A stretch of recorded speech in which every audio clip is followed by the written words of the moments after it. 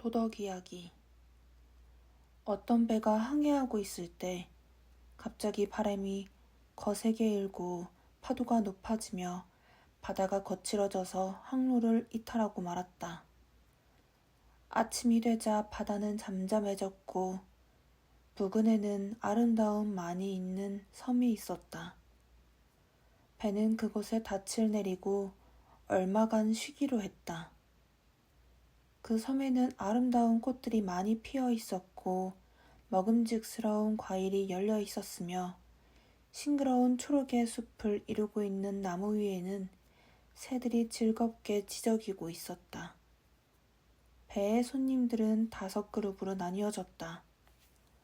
첫째 그룹의 사람들은 자기들이 섬에 올라가 있는 동안에 바람이 불어 배가 출항할지도 모른다는 생각에 비록 섬이 아름답기는 하지만 아예 상륙하지 않고 배에 남았다.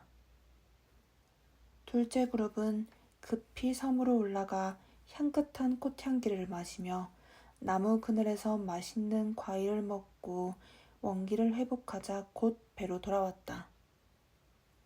셋째 그룹의 사람들도 상륙했는데 그들은 섬에 너무 오래 있다가 마침 바람이 불어 배가 출항하려고 할 때에야 서둘러 돌아왔기 때문에 가지고 있던 물건도 모두 버리게 되었고 배의 좋은 자리도 모두 빼앗겼다.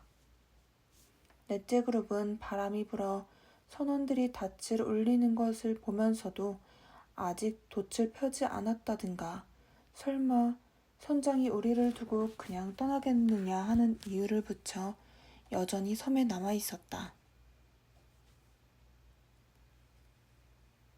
그러나 실제로 배가 섬을 떠나기 시작하는 것을 보자 그제야 허둥지둥 헤엄을 쳐서 배에 탔다.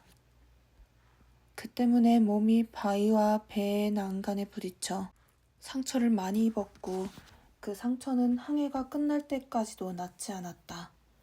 5째 그룹은 먹기도 많이 먹었고 아름다운 섬에 아주 도취되어 있었기 때문에 배가 떠날 때 울리는 고동소리도 듣지 못했다. 결국 숲속에서 맹수에게 물리기도 하고 독이 있는 과일을 먹기도 하여 모두 죽고 말았다. 당신 같으면 어떤 그룹에 속했겠는가? 한번 생각해보기 바란다.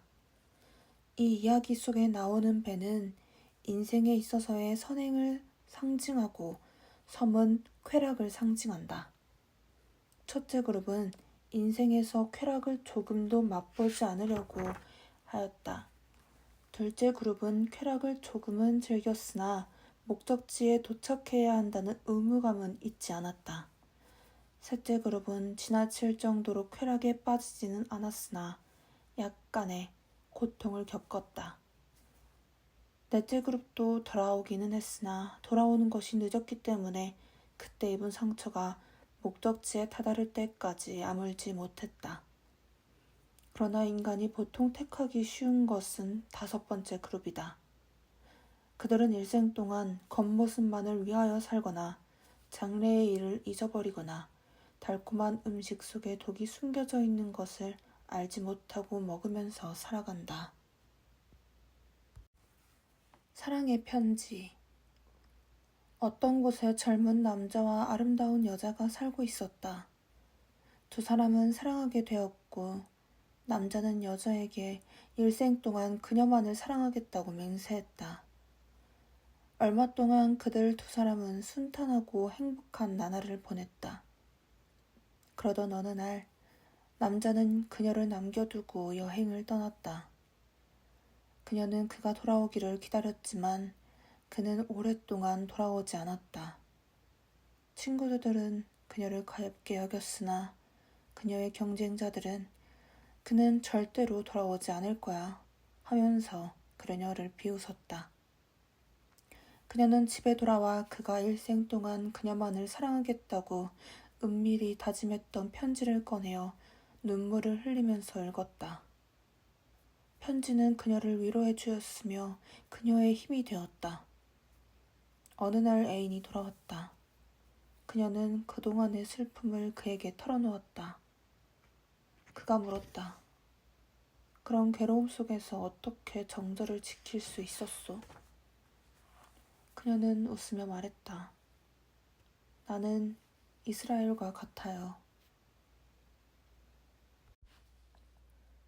거미와 모기, 그리고 미치광이. 다윗 왕은 일찍이 거미란 장소를 가리지 않고 아무데나 집을 짓는 불결하고 쓸모없는 동물이라고 생각했다. 그런데 어느 전쟁에서 그는 적에게 포위되어 피신할 곳이 없었다. 궁여지책으로 한 동굴 속으로 들어갔다.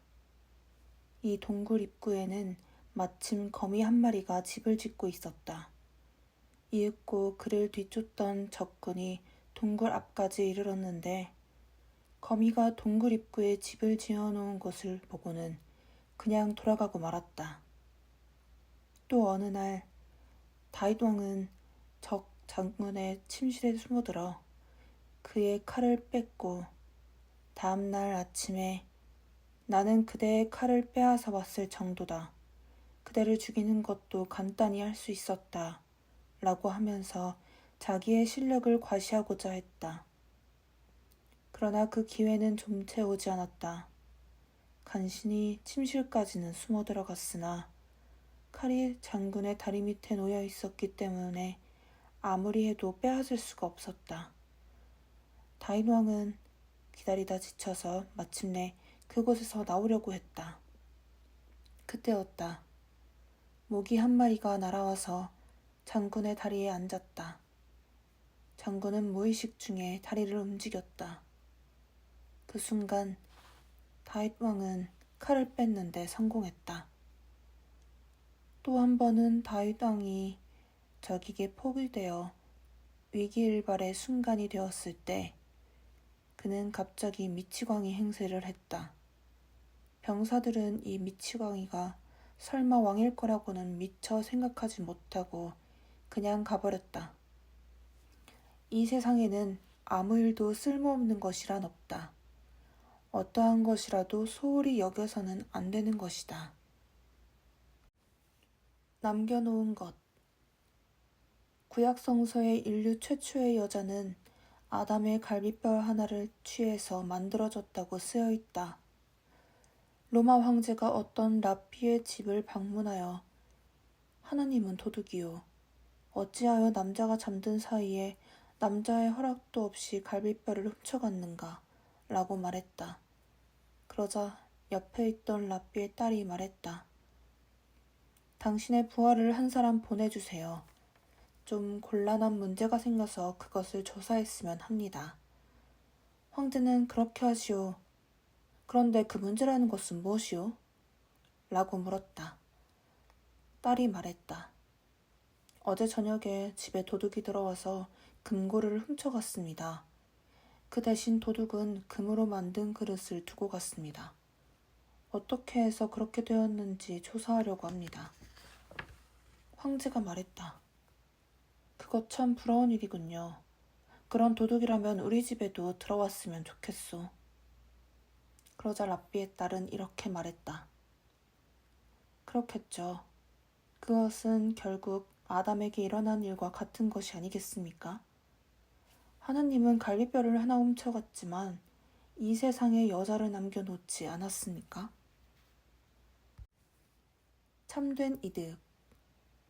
몇 명의 랍비가 악당의 무리와 마주쳤다.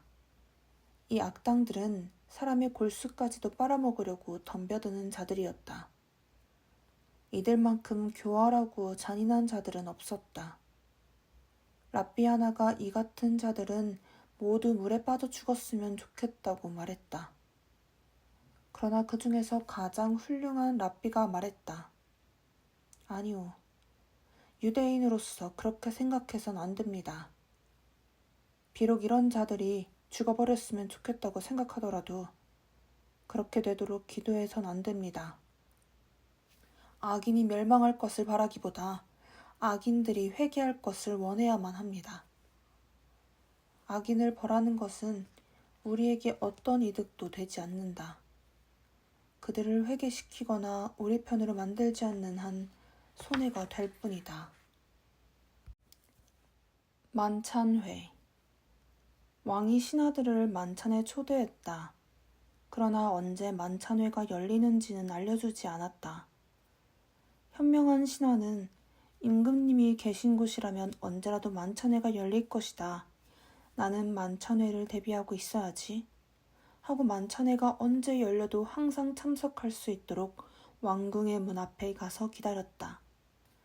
그러나 어리석은 신하는 만찬회를 준비하는 데는 시간이 걸릴 것이니 만찬회가 열리기까지 아직 시간이 있다고 생각하여 아무런 준비도 하지 않았다. 만찬회가 열렸을 때 현명한 신하는 곧 만찬회에 참석할 수 있었으나 어리석은 신하는 결국 만찬회의 진수성찬을 맛볼 수 없었다. 무언극. 로마의 황제가 이스라엘에서 가장 위대한 랍비와 친하게 지내고 있었다. 두 사람의 생일이 같았기 때문이다. 두 사람은 늘 친밀한 관계를 유지했지만 황제와 랍비가 친구라고 해서 양국 정부의 관계도 좋은 것은 아니었다. 황제가 랍비에게 무엇인가를 묻고자 할 때는 사신을 먼 곳까지 보낼 수밖에 없었다. 어느 날 황제는 랍비에게 편지를 보내 물었다. 나는 꼭 하고 싶은 일이 두 가지 있습니다. 하나는 내가 죽은 뒤에 내 아들로 하여금 황제가 되게 하는 것이고 또 하나는 이스라엘에 있는 타이페리아스시를 자유관세 도시로 만드는 것입니다. 나는 이 두 가지 일 중에서 하나밖에 할 수가 없습니다. 두 가지 모두 하려면 어떻게 해야 좋겠습니까? 양국의 관계가 대단히 좋지 않았으므로 황제의 물음에 랍비가 답했다는 사실이 알려지면 국민에게 대단히 큰 악영향을 끼칠 것이 분명했다. 따라서 랍비는 그 질문에 대하여 답을 보낼 수가 없었다. 황제는 그냥 돌아온 사신에게 편지를 건네주었을 때 랍비는 무엇을 하고 있었는가? 라고 물었다. 그러자 사신이 대답했다. 랍비는 아들을 목마 태우고 아들에게는 비둘기를 주었습니다. 그러자 아들은 비둘기를 공중으로 날려보냈습니다. 그 외에는 아무것도 하지 않았습니다. 황제는 랍비가 말하고자 하는 뜻을 이해할 수가 있었다. 우선 왕위를 아들에게 물려주고 그 뒤에 아들이 관세를 자유롭게 하면 됩니다. 그 후 또 황제의 질문이 있었다. 정부의 관리들이 심기를 불편하게 하고 있어. 이럴 때 어떻게 하면 좋겠습니까? 랍비는 역시 무언극으로 밭으로 가서 야채를 하나 뽑아왔다. 몇 분 후에 다시 밭에 가서 야채를 또 하나 뽑아왔다. 조금 후에 또 같은 행동을 되풀이했다. 이것이 전부였다. 로마의 황제는 랍비가 말하고자 하는 것을 알 수 있었다. 한꺼번에 당신의 적을 모두 제거하려 하지 마십시오. 몇 번에 걸쳐 하나씩 제거하십시오. 인간의 의사는 말과 글에 의하지 않고도 충분히 전달될 수 있다.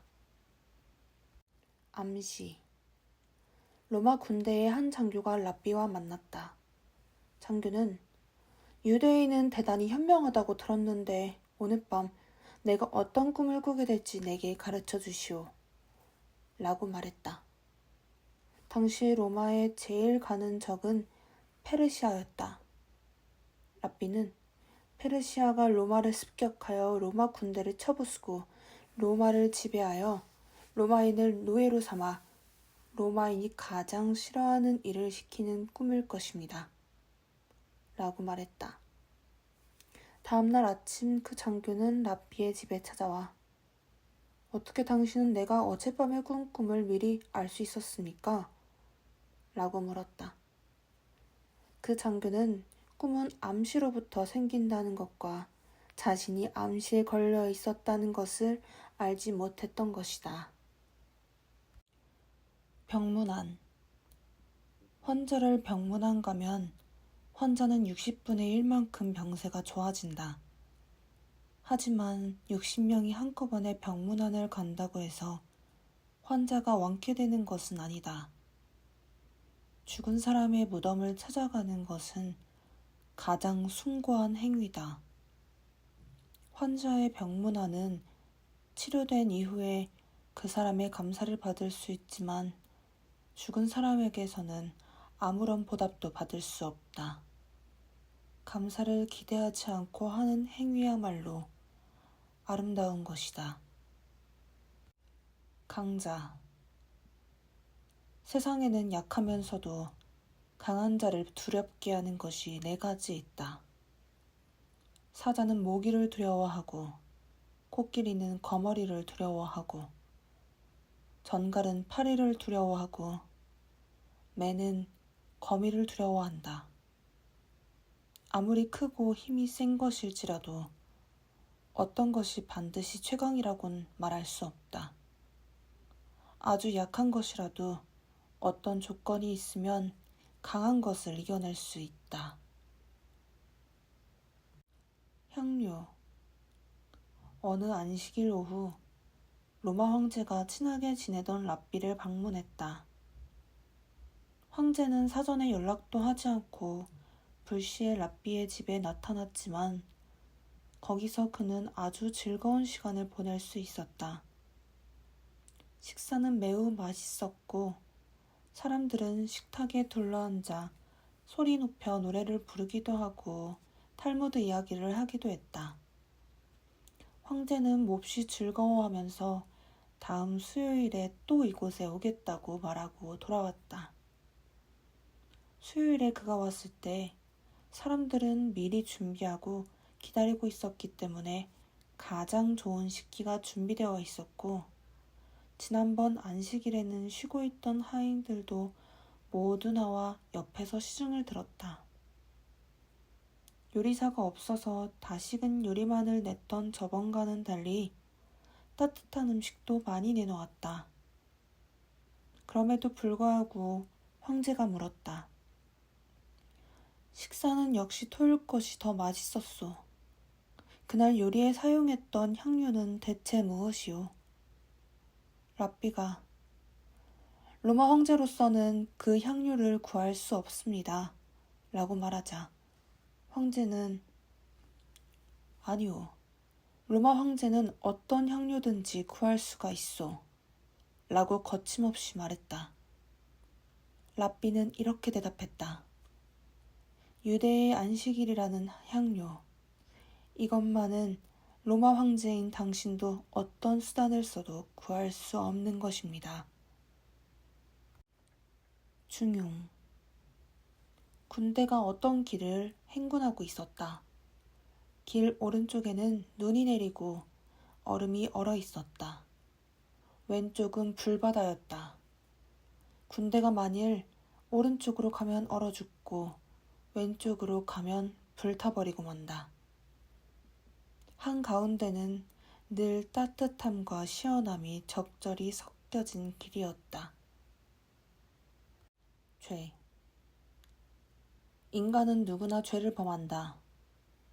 따라서 유대교의 가르침에는 동양의 도덕과 같이 엄격하고 긴장된 분위기가 없다. 유대인은 죄를 범해도 유대인이다. 유대의 죄에 대한 관념은 가령 화살을 관역에 맞히는 능력이 있음에도 불구하고 맞히지 못할 때가 있는 것과 같이 본래는 범할 리가 없는데 어쩌다 범해버렸다고 생각하는 정도이다. 유대인이 죄의 용서를 빌 때에는 나라고 하지 않고 반드시 우리라고 한다. 자기 혼자서 범한 죄일지라도 반드시 여러 사람이 저지른 것으로 생각하는 것이다. 유대인은 하나의 커다란 가족이라고 생각하고 있기 때문에 자기 혼자 죄를 범했어도 모두가 죄를 범한 것이 되는 것이다. 설령 자기는 물건을 훔치지 않았다 하더라도 누군가가 물건을 훔쳐간 것에 대한 하나님께 용서를 빌지 않으면 안 된다. 그것은 자기의 자선이 부족하여 누군가가 저지른 일이라고 생각하기 때문이다. 손. 인간은 태어날 때 손을 꼭 쥐고 있지만 죽을 때는 손을 펴고 있다. 왜 그럴까? 태어날 땐 이 세상의 모든 것을 붙잡아 보려는 욕망 때문이며 죽을 때는 모든 것을 남아있는 사람들에게 주고 아무것도 가지고 가지 않겠다는 뜻이다. 스승.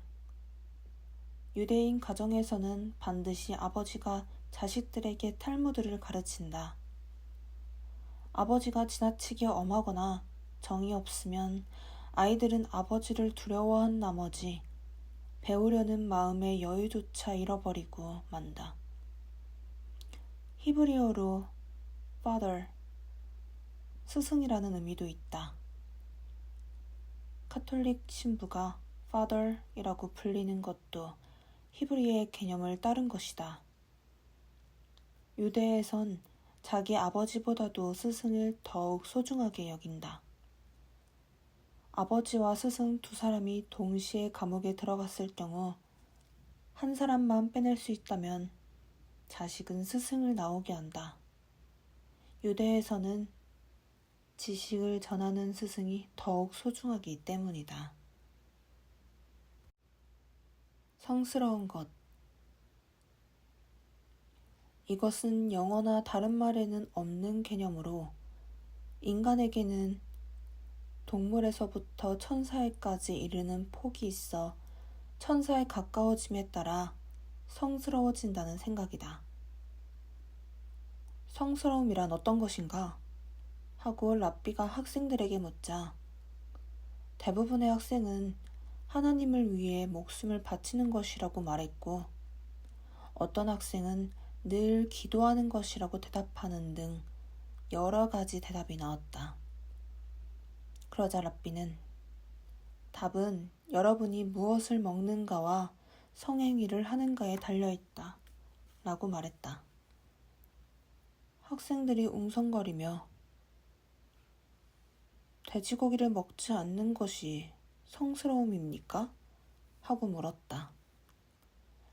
그 이유는 그렇다. 안식일이 지키는지 안 지키는지는 누구라도 알 수 있다. 하나님을 위하여 목숨을 바치는 것도 당장에 알 수 있다. 그러나 여러분이 자기 집에서 어떤 것을 먹는지는 아무도 알 수가 없다. 남의 집에서나 거리에서 식사를 할 땐 유대의 모든 율법을 지켜 식사를 한다 해도 집에 들어가서는 율법에 어긋나는 식사를 할지도 모르기 때문이다.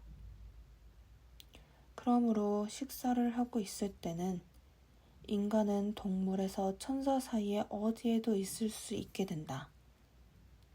이때 자신을 숭고하게 할 수 있는 사람이 참으로 성스러운 것이다.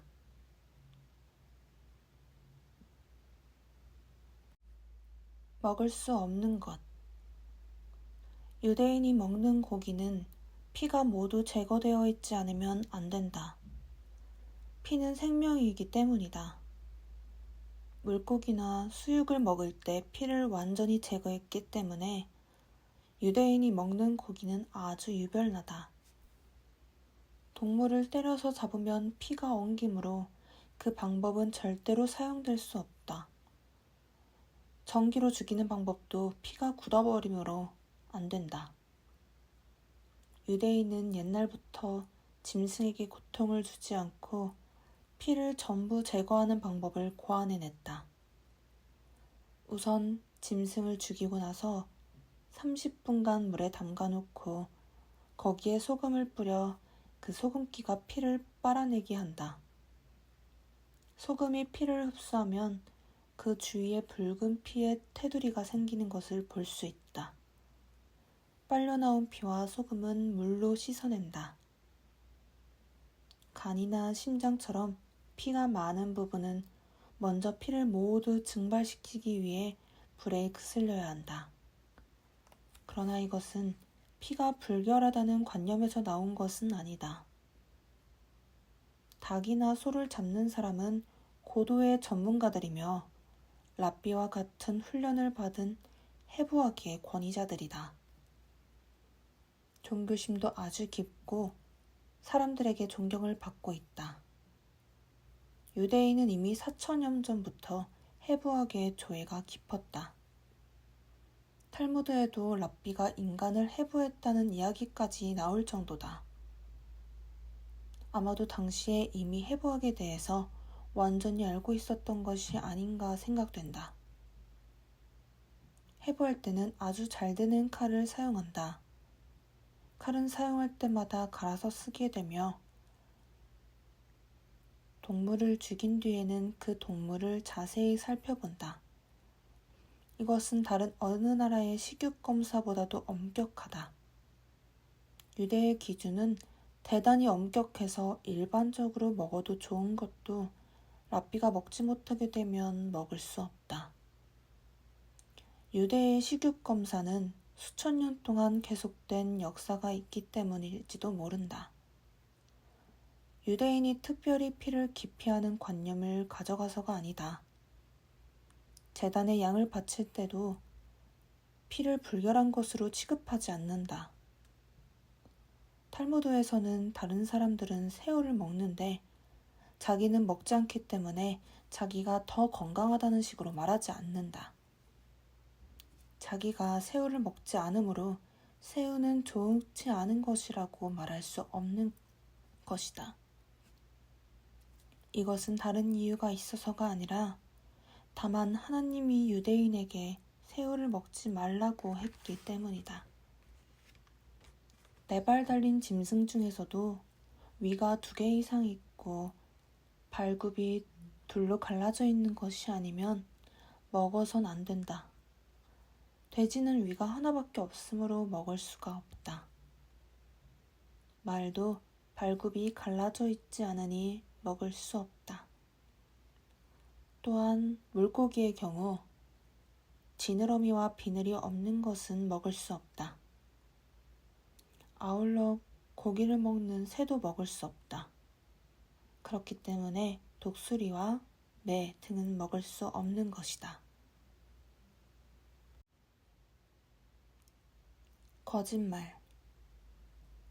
어떤 경우에 거짓말이 허용되는가? 탈무드에서는 다음 2가지 경우에는 거짓말을 해도 좋다고 말하고 있다.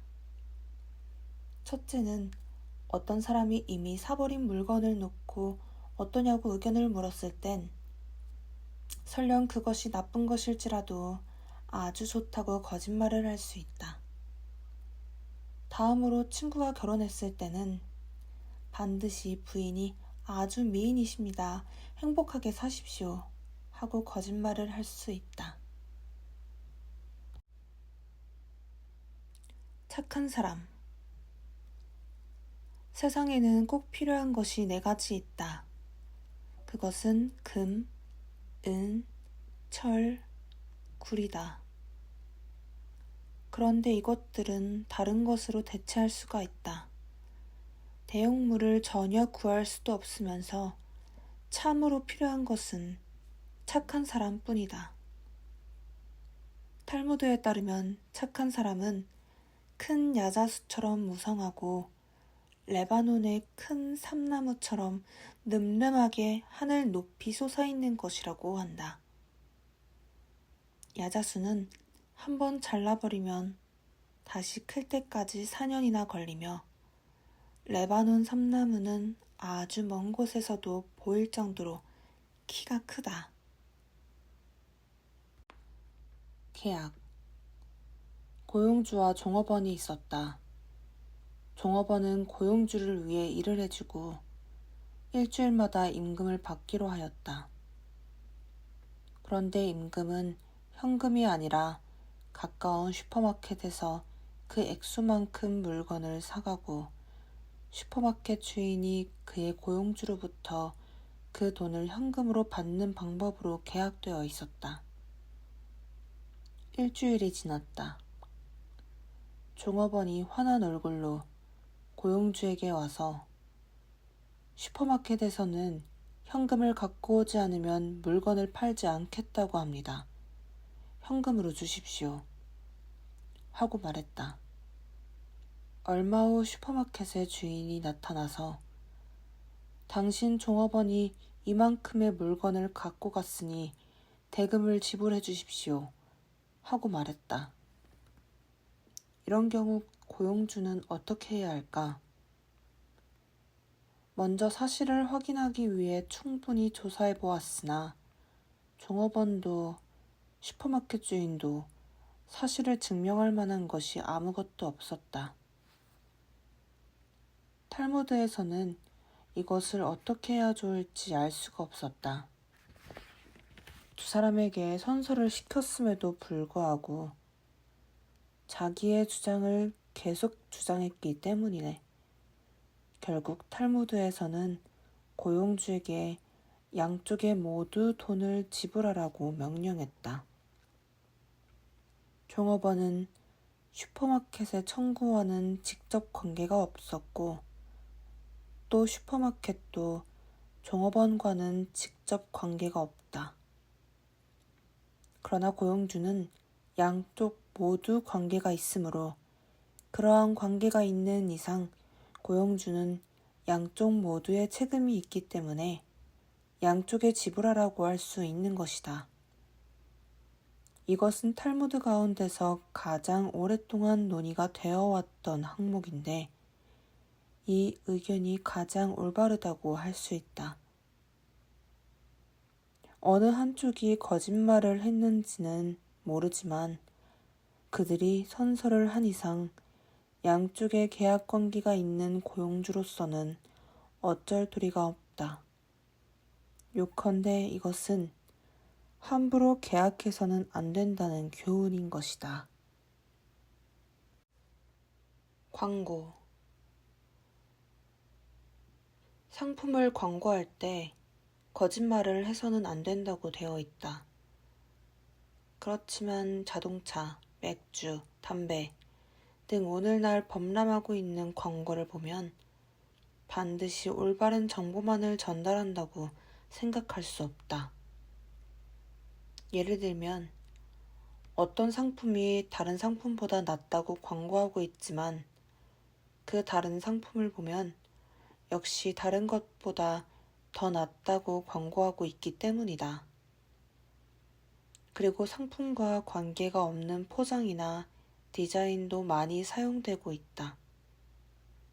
더욱이 오늘날에는 그와 같은 것이 좋은 판매 방법이라고 그렇게까지 말해지고 있다. 예를 들어 미국의 담배 광고를 보면 아름다운 여자가 자동차 안에서 담배를 맛있다는 듯이 피우는 모습이 나온다. 물론 이것이 거짓을 나타내고 있는 것은 아니지만 결국 담배와 여자는 아무 관계가 없는 것이 아닌가. 탈무드에는 이와 같은 판매 방법이 금지되어 있다. 그런 방법은 어떤 의미에서는 사람을 속이는 것이라고 말할 수 있다. 탈무드에는 소를 팔 때와 다른 색깔을 칠하는 것을 금하고 있으며 여러 종류의 도구에 색을 칠하여 새 것으로 보이게 하는 것도 금지하고 있다. 다시 말하면 속일 목적으로 그와 같이 색을 칠하는 것은 금지되어 있는 것이다.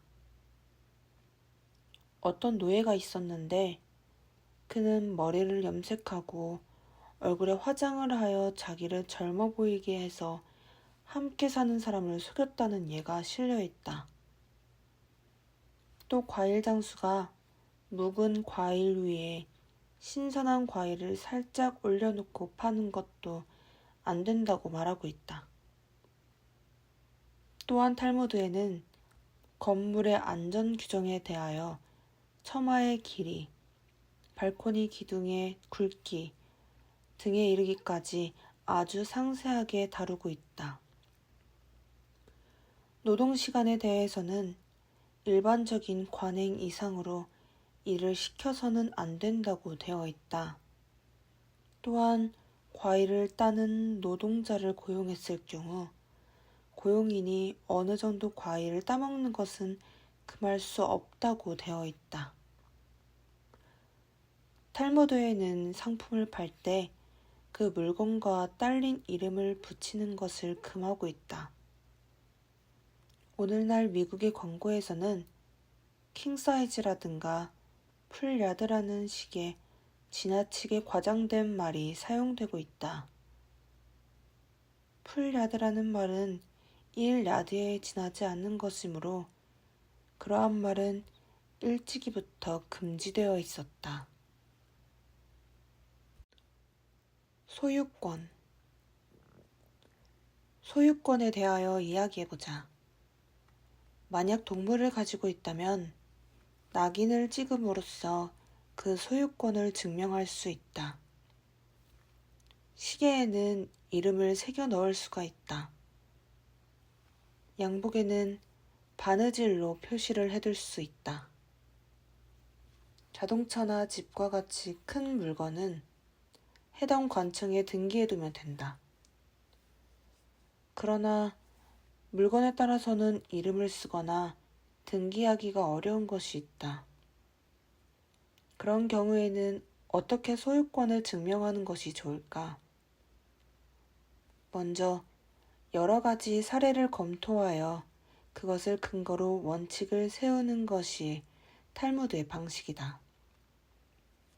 1원에서 수천억 원에 이르기까지 다양한 경우가 있으므로 원칙을 세우지 않으면 판단하기가 곤란하기 때문이다.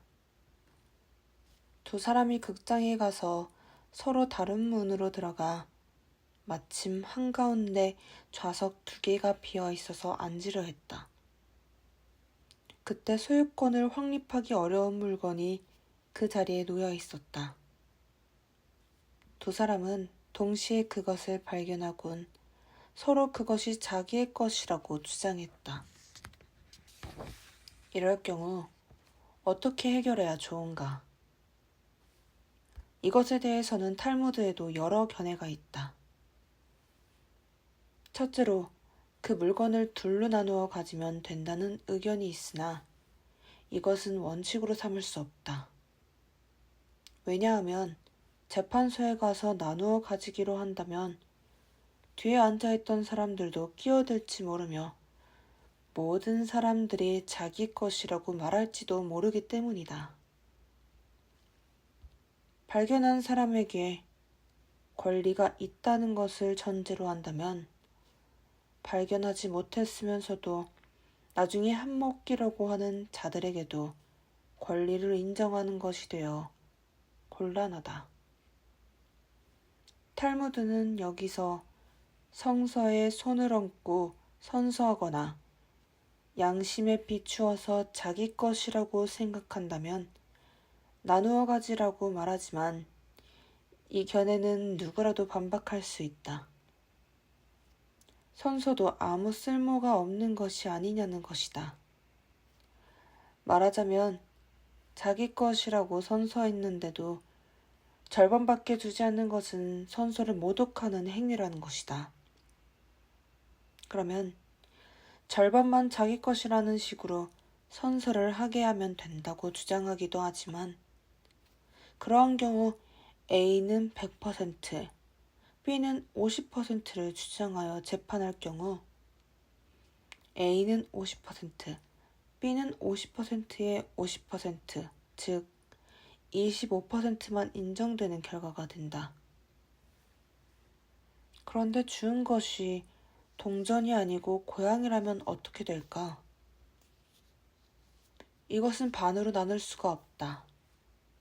이때에는 고양이를 팔아 돈을 나누어 갖든가 한 사람이 고양이를 갖고 고양이 값의 반을 상대방에게 주면 된다. 단 고양이 같은 경우는 주인이 나타나기를 일정 기다려야 하는 등 여러 가지 절차가 필요하기도 하나 1,000원짜리 지폐 등에 처음부터 임자가 찾으러 오지 않을 경우로 간주하고 취급한다. 돈을 길에 떨어뜨리고 누군가 이미 주워간 다음에 와서 나는 여기에 지나가다 10,000원을 떨어뜨렸다 라고 말해도 그 사람은 실제로 돈을 떨어뜨렸는지 증명할 방법이 없다. 돈에 자기의 이름을 써놓는다 하더라도 주운 사람이 그것을 지워버리면 어쩔 도리가 없다. 그러나 아주 특별한 편지 등과 함께 있어서 그것이 자기 것임이 증명될 때는 예외이다. 극장에서 주운 돈의 경우 결국 먼저 돈에 손을 댄 사람의 권리라고 말할 수 있다. 단순히 보았다고 하는 것은 증명할 수 없지만 손을 댔다는 것은 입증하기 쉬우므로 그것이 하나의 원칙이 되고 있다. 형제. 두 형제가 싸우고 있었다. 죽은 어머니의 유언을 둘러싼 싸움이었다. 형과 동생 두 사람의 유언에 대한 해석은 모두 일리가 있었다. 두 사람은 어렸을 때부터 독일, 러시아, 시베리아 등 이곳저곳을 함께 전전하고 다녔기 때문에 아주 사이좋은 형제였는데 이 유언을 둘러싼 싸움으로 서로 헐뜯고 반목하는 바람에 형은 동생을, 동생은 형을 잃어버리게 되었다. 서로 말도 하지 않고 같은 방에 함께 들어가지도 않았다. 한 번은 그들이 따로따로 내게로 와서 형은 동생을 잃게 되었고 동생은 형을 잃게 되었다고 한탄했다. 형과 동생은 둘 다 싸울 생각은 추호도 없었다고 말했다. 내가 아메리칸 그룹의 한 회합장에서 강연을 하게 되었을 때 주최자에게 그 두 형제를 그들이 서로 눈치채지 못하게 파티에 초청하도록 부탁했다. 평소 같으면 두 사람은 얼굴이 마주치자마자 돌아설 터인데 이날은 초청자의 체면도 있고 해서 두 사람은 돌아가지 않고 그 자리에 합석했다. 나는 인사를 끝내고 다음과 같은 탈무드 이야기를 했다. 옛날 이스라엘에 두 형제가 살고 있었다. 형은 결혼하여 처자가 있었고 동생은 독신으로 지내고 있었다.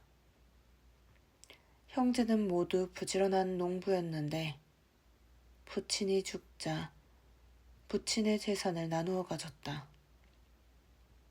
수확한 사과와 옥수수는 서로 공평하게 2등분하여 각자의 곳간에 넣었다.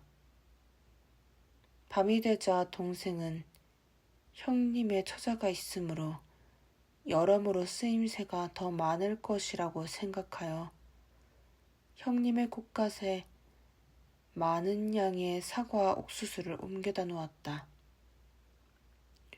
또한 형도 자기는 자식이 있으므로 노후 걱정을 하지 않아도 된다고 생각하지만 동생은 독신이라 노후를 위해 비축해두지 않으면 안 된다고 생각하여 역시 옥수수와 사과를 동생의 곳간에 옮겨다 놓았다.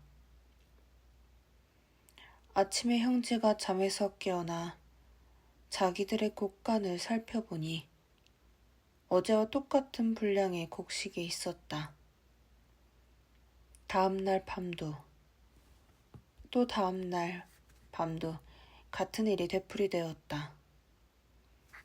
사흘째 되는 날 밤 형제는 서로 상대방의 곳간에 곡식을 운반하다 도중에 마주치고 말았다. 거기서 둘은 서로가 얼마나 생각하고 있는가를 알게 되었다. 두 사람은 곡식을 내던진 채 얼싸안고 울었다. 이 두 형제가 얼싸안고 울던 곳이 예루살렘에서 가장 소중한 곳이라고 오늘날에도 전해지고 있다. 나는 아메리칸 그룹에서 가족들 간의 애정이 얼마나 소중한가를 강조했다. 그 결과 이 두 형제의 오랜 시간 동안의 반목도 봄볕에 얼음 녹듯 사라지게 되었다.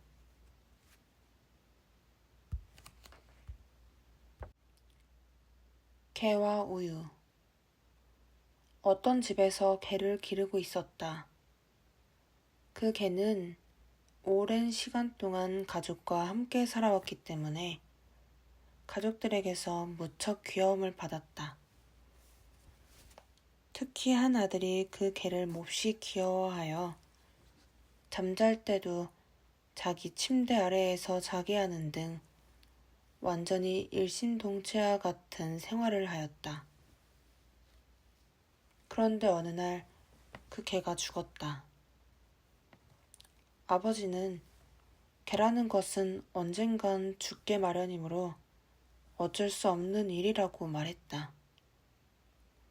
그러나 아들은 자기 형제처럼 소중히 여기던 충실한 친구를 잃게 된 것을 몹시 슬퍼하면서 그 개를 집 정원에 묻었으면 좋겠다고 말했다. 물론 개가 인간과 다른 것임을 모르는 바는 아니었으나 그 아들로서는 도저히 개를 다른 곳에 내버릴 수가 없었다. 그러나 아버지는 정원에 개를 묻는 것을 반대하여 가족 사이에 대논쟁이 벌어졌다. 결국 아버지가 나에게 조언을 구하면서 유대 전통에 개를 매장하는 무슨 의식이 없느냐고 물었다. 나는 그 이야기를 전화로 들었을 때 어떻게 답변해야 할지 난감했다. 지금까지 여러 가지 질문을 받아왔지만 개에 대한 것은 처음이었다. 그런데 내 마음에 걸리는 것은 개를 잃은 아들의 슬픔이었다. 그래서 나는 어쨌든 그의 집을 한번 방문해보겠노라고 약속했다. 자고로 라삐는 그런 이야기를 전화로 하지 않고 본연을 마주 대하고 이야기하는 것이 하나의 관습으로 되어 있었기 때문이었다. 나는 그 집에 가기 전에 탈무드를 펴놓고 개에 대한 전례가 있는지의 여부를 검토해보지 않으면 안 되었다. 탈무드 속에 마침 좋은 이야기가 있었다. 집 안에 우유가 약간 있었다. 뱀이 그 우유 속으로 들어가 버렸다. 고대 이스라엘의 농촌에는 뱀이 많았다. 그런데 그 뱀은 독이 있는 뱀이었기 때문에 우유 속에 독이 녹아들기 시작했다. 개만이 그것을 알고 있었다. 식구들이 항아리에서 우유를 따르려 하자 개가 맹렬히 짖어대기 시작했다. 아무도 개가 왜 저렇게 요란하게 짖어대는지 그 이유를 알 수 없었다. 그러는 동안 한 사람이 우유를 마시려고 하자 개가 달려들어 우유를 엎지르고 그것을 핥기 시작했다. 그리고 개는 곧 죽어버렸다. 그제야 비로소 가족들은 우유 속에 독이 들어있음을 깨달았다. 그리하여 당시의 랍비들은 이 개에게 경의를 표하고 칭송에 맞지 않았다. 나는 그 집에 가서 가족들에게 이 탈무드의 이야기를 들려주었다.